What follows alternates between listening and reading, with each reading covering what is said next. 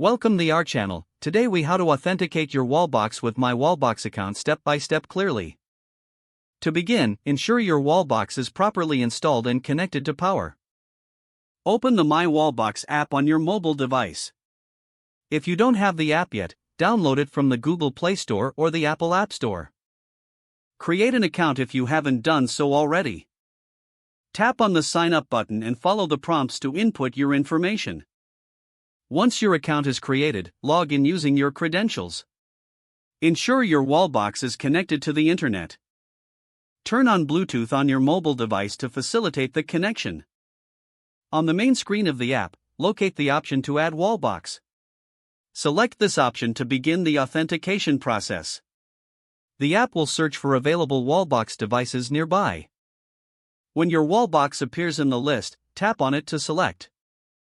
You will be prompted to enter the activation code found on the Wallbox or in its manual.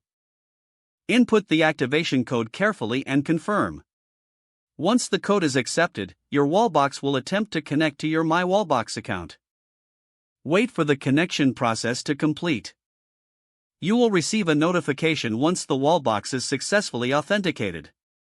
Check the app to ensure your Wallbox status is now active. You can now begin to manage your charging sessions directly through the app.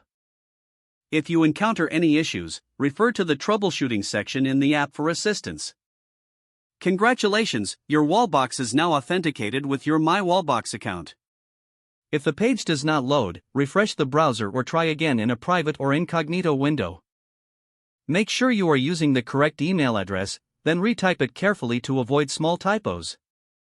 If your password is not accepted, use the reset option and create a new strong password you can remember. Check your spam folder for verification or security emails, then complete any requested confirmation steps. Enable two-factor authentication if available to improve account security and reduce unauthorized access risk. After signing in, review your profile details so your contact information and settings are accurate and current. If you see an error message, note it down and try again after restarting your device and internet connection.